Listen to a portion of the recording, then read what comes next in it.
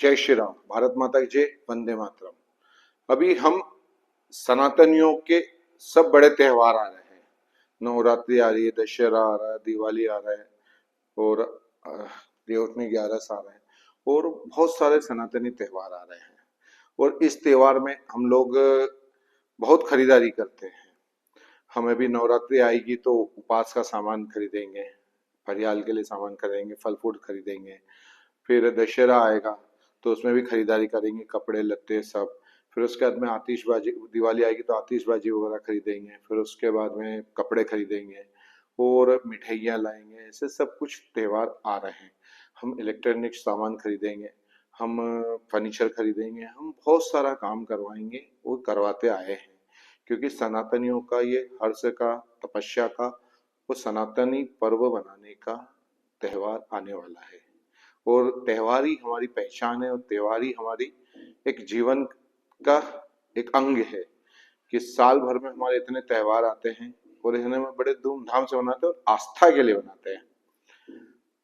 पर क्या हम हमारे त्योहार जो सनातन धर्म के नाम से मनाते हैं, हर्षोल्लास से मनाते हैं, यह त्योहार क्या हम विधर्मियों को फायदा देने वाला बना रहे हैं, विदेशी शक्तियों को मजबूत करने के लिए बना रहे हैं, या फिर हम हमारे धर्म की रक्षा, धर्म की आस्था के लिए और आराधना के लिए जो त्योहार बना रहे हैं वो कहीं इन चीजों से खंडित तो नहीं हो रहे हैं? कभी हमने सोचा है?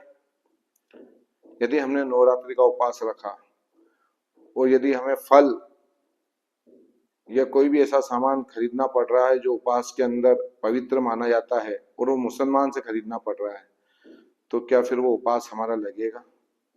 वो तपस्या लगेगी? नवरात्रि का पंडाल लगा रहे हैं, यदि डीजे हुआ, ये वस्त्र हुआ, ये कोई भी ऐसी चीज हुई, वो मुसलमान से ही लेना पड़ रही है, वो मुसलमान ही उसको कर पा रहा है सस्ते के चक्कर में, तो क्या फिर वो तपस्या, वो आराधना, वो शक्ति उसे मान्य करेगी? दशहरा अच्छाई की बुराई पे जीत का प्रतीक है, पर उस दशहरे में यदि कोई खरीदारी विधर्मियों से की जाती है तो क्या वो मान्य होगी? क्या हमारे त्योहार अमेरिका की कंपनियां जो ऑनलाइन व्यवसाय करती है उनको फायदा पहुंचाने के लिए है कि सनातन धर्म को मजबूत करने के लिए है? दिवाली पे हम आतिशबाजी खरीदेंगे तो क्या मुसलमानों से खरीदना जरूरी है क्योंकि 2 पैसे सस्ते में देंगे? हम थोड़ी कम आतिशबाजी लाएंगे पर क्या हिंदू से नहीं खरीद सकते हैं? क्या पाकीजा वाले के यहाँ से, नफीस वाले के यहाँ से ही हमें सामान लाना जरूरी है? क्या हिंदुओं की दुकान से हम नहीं ला सकते हैं? हम हमारे सनातनी त्योहार अमेज़न और विदेशी कंपनियों के द्वारा ऑनलाइन परचेसिंग से ही बनाएं, तभी हमारी पूजा और हमारी आराधना, हमारा पर्व बनेगा क्या? इसके अलावा नहीं बन सकता है क्या? हमारे पर्व आज की कंडीशन में विधर्मियों को फायदा दे रहे हैं, विदेशी शक्तियों को मजबूत कर रहे हैं।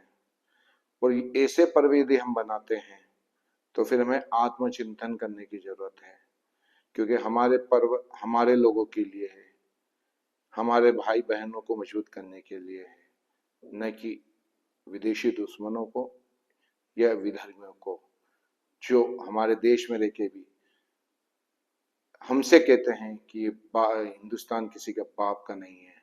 आप उन्हीं को मजबूत कर रहे हैं। हमारे यहाँ पे वो बैंड बजाएंगे, हमारे ही फटाके बेचेंगे हम ही को, और हमारे ही धर्मों से कमाएंगे, फिर कहेंगे कि नहीं हमारे धर्म में ये हराम है, हम ये नहीं करेंगे, हम वो नहीं करेंगे, हम ये नहीं होने देंगे। तो इन लोगों को आप क्यों मजबूत कर रहे हो?